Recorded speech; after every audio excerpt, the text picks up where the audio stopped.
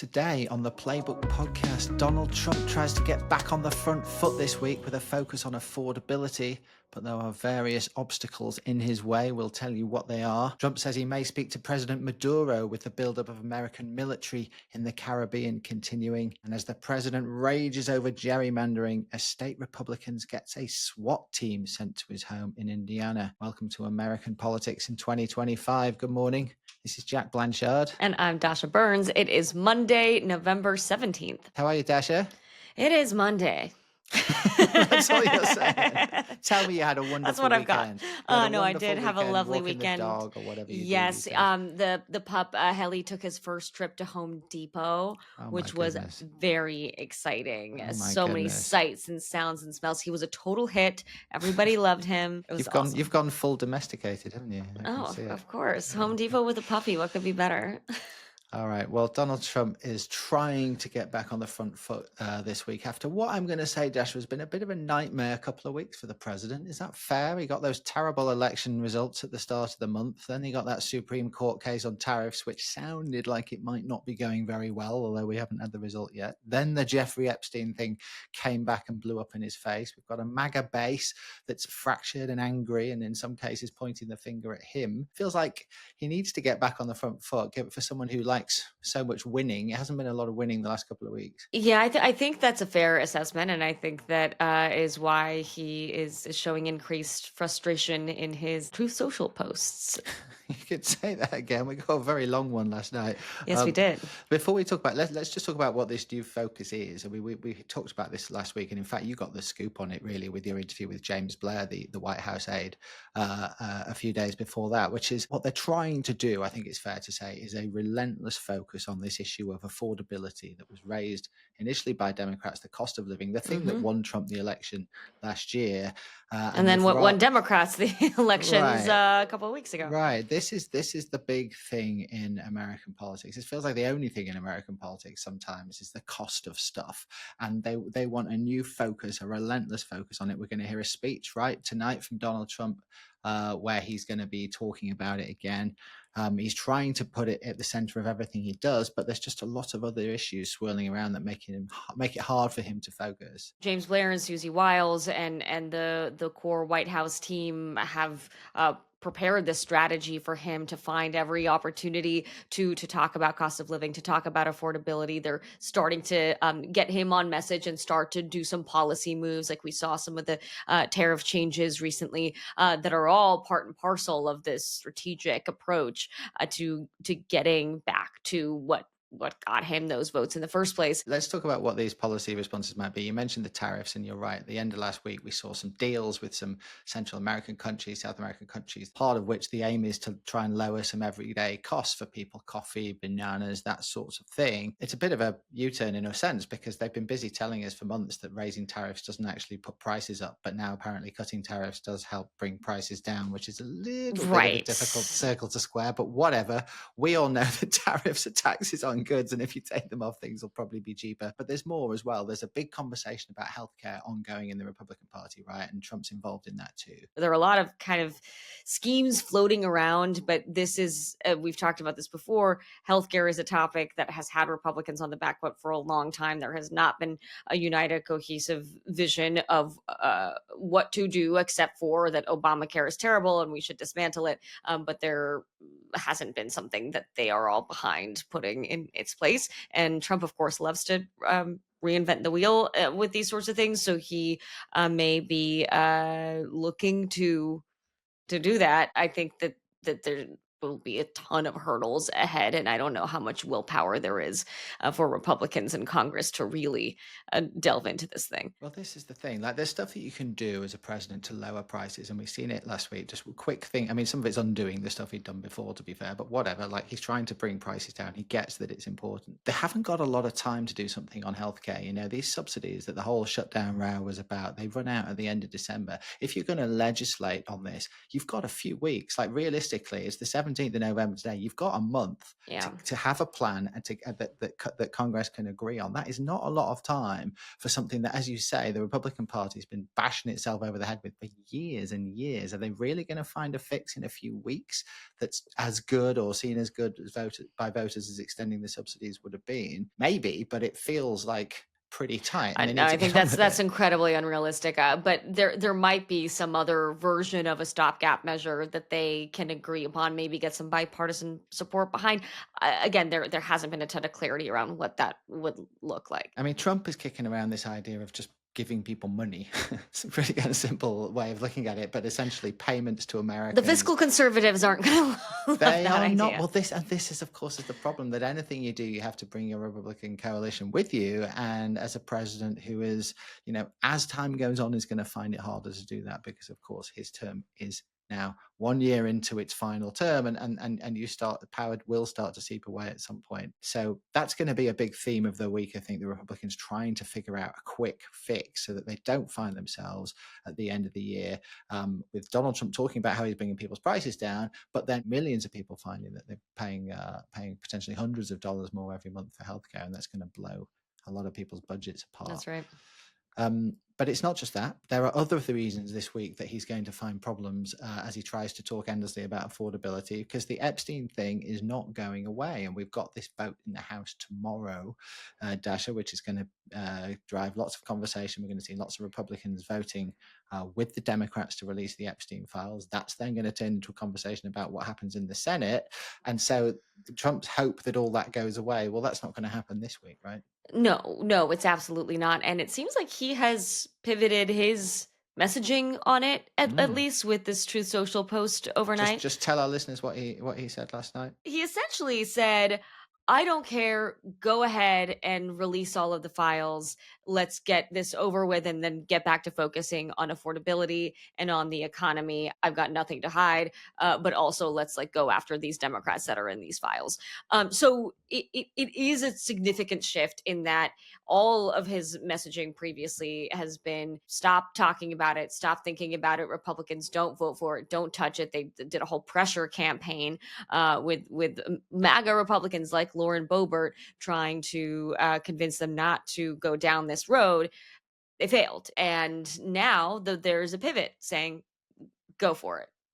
I mean, this feels like one of those things where, you're going to lose. So you're sort of like, well, I don't care if we're going to lose. In fact, I want us to lose. That's fine. That's exactly what I wanted to happen. Telling House Republicans to vote for this thing because dozens of them were going to, right? He clearly sees the writing on the wall, or at least people on his team do, and have said, sir, there's no real option here. I had Rand Paul on the conversation a few weeks ago, and I asked him about the handling of the White House. He's obviously not a super close friend of the president, but he said everything that they've done, or so far, they should just do the opposite, because the White House they've really struggled to rein this thing in and to rein in the president on his response to it, that has just been sort of stoking the flames, both with the MAGA base and with Democrats who see him sort of panicking and then decide to lean in even more. The problem for Trump is that, even though he's now trying to sort of own this and say, I'm fine with this, it's not going to go away. As I say, we're going to have this vote tomorrow. People going to want to know how many Republicans vote for it. Well, I guess lots of them now that Trump's saying that they can and should. But there's still going to then be a whole Senate thing.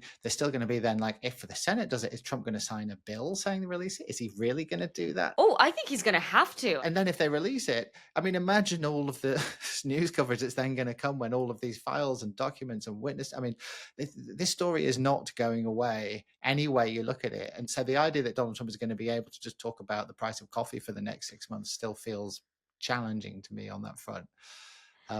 We'll see. It's going to be quite a week. But there's more, because don't forget, his own supporters have been getting cross with Donald Trump for spending too much time focusing on foreign affairs and overseas trips and all of that stuff, when he should be focusing on essentially the price of eggs or coffee, as it appears to be this month's supermarket. Bananas. Yeah, it's bananas, whatever. And yet tomorrow, Tuesday, the Crown Prince of Saudi Arabia is coming for a massive glitzy visit. They're having a big, more or less, state dinner. It's a full day thing. It's like the entire schedule. Yeah. And we're going to see the same scene again with Trump sat there in the White House, and people are going to be talking about Middle Eastern politics. But his own supporters are getting sick of it. And once again, it's going to be a day when he's not stood there talking about prices and cost of living, right? Well, look, I think this is one of the reasons that he has really lashed out at Congresswoman Marjorie Taylor Greene, right? Because this is somebody who is like very representative of the MAGA base and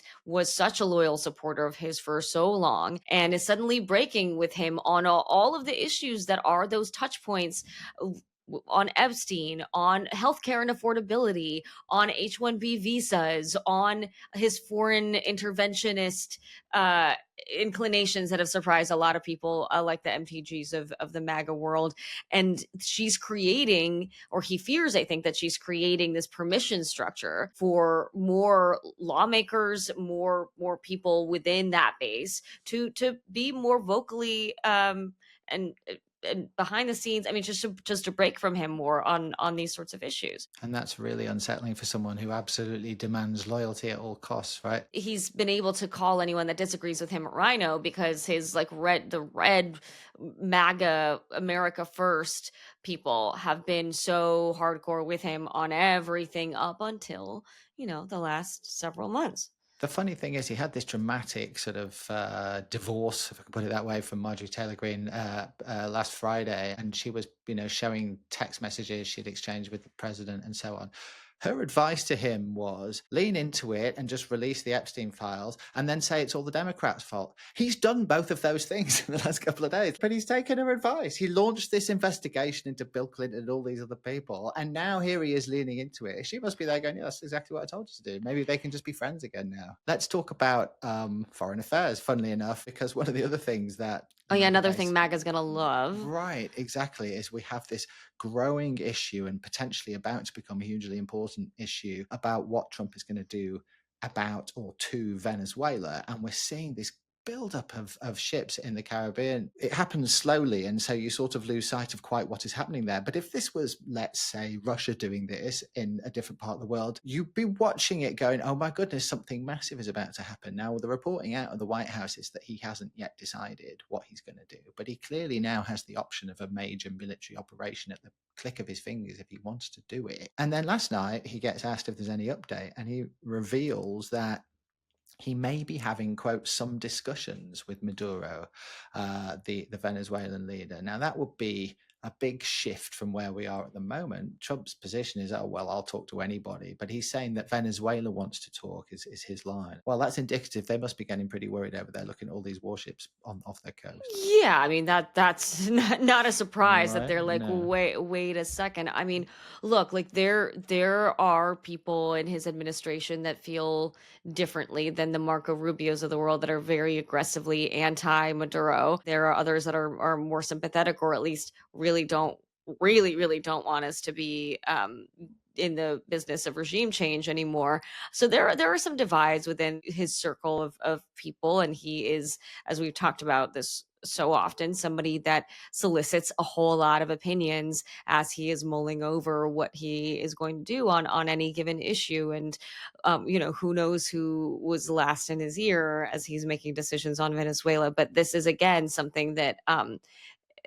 people voted for him because of this America First principle, which to a lot of the MAGA base that I've talked to means we don't go and try to change leadership in another country. We don't send our troops to do any sort of ground incursions in foreign land unless like we're attacked, right? This is going to be a challenge. And in Congress, there's already a lot of bipartisan concern, is probably putting it lightly. It's bordering now on real anger over what the administration is doing and how little they are involving Congress. Absolutely. And it just feels like one of those issues that might just suddenly erupt and just take over everything now, really, at any point, if he decides to take drastic action. Well, it could distract from Epstein. Well, I guess us going to war would certainly do that. It's definitely not talking about the price of bananas, though, is it? Give me one more thing that Donald Trump's definitely definitely going to be talking about this week, although maybe a bit more in private than in public, is redistricting. Because as we know, his Republicans in Indiana, one of the states he hoped was going to redraw its map, have decided they ain't got the numbers and they ain't going to do it. And he is furious about it. I mean, there's no two ways about it. He is furious about it. And he posted this Truth Social post on Sunday calling out a couple of these Indiana state representatives by name, one of whom within a few hours, Dasha, someone had called a SWAT team round to their house to scare the life out of them, which is a sign of where politics is at right now. Oh, absolutely. And I mean, when Trump calls you out, there are serious consequences. Sometimes it's an online mob. Sometimes it's literally, a SWAT team getting sent to your house. It's no joke, and it's one of the reasons that his words have such gravity, and the people are so fearful. But Indiana, this has been a tug of war really for months now. For those that have been paying attention, like our good friend Adam Wren, there is serious resistance in the state legislature to doing this, but the pressure campaign from the White House has been serious. And from what I'm hearing, they are really not interested in letting up. They are going to keep hammering and hammering and hammering, and they think that they can get there. But a lot of Indianans that I talk to, a lot of Hoosiers, say there's just no way.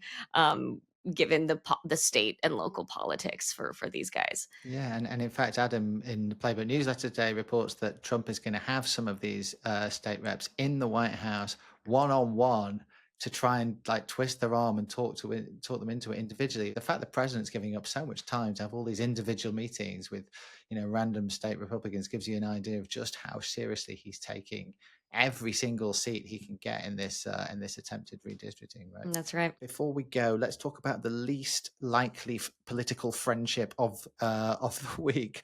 How about this, Dasha? Mike Waltz and Nicki Minaj. What do you reckon? Obvious best buddies? I say this all the time. This was not on my bingo card. Listen to this. This is a message on social media from Mike Waltz. Mike Waltz, of course, the former national security advisor, now shunted off to the UN. He writes, Nicki Minaj is not only arguably the greatest female recording artist. Okay, if you say so, Mike. He's a huge fan. I had no idea. Seriously huge, like the greatest ever. But also a principled individual who won't stay silent in the face of injustice. And she is going to be giving a speech alongside Mike Waltz this week to talk about atrocities, as they put it, against Christians in Nigeria. So we now have this unlikely political teaming of that, frankly, for most listeners, the Signalgate guy is teaming up with Signalgate guy and Nicki Minaj. With Nicki Minaj. Who would you rather listen to at karaoke, do you reckon? Oh boy, I mean, I would love to see Mike Waltz do a Nicki Minaj verse. I mean, I would pay money for that. But this is indicative of kind of the way that that Trump world goes out of the box. I got a text about this from Alex Bruzewitz, who was sort of behind orchestrating this unlikely partnership. He came to prominence as Trump's kind of like original social media troll. Now he's an advisor to all things like social and cultural outside of the administration for the president. And yeah, this is exactly the kind of thing that they like to do, to sort of stir the pot and make us cock our heads and go, huh? Well, they've got us talking about it, so I guess it's worked. We've fallen for it, haven't we? All right, Dasha, thank you for being here as always. Thanks everyone for listening. We have much more news and analysis in today's Playbook newsletter. You can find that at politico.com/playbook, and we will be back tomorrow. Have a great day.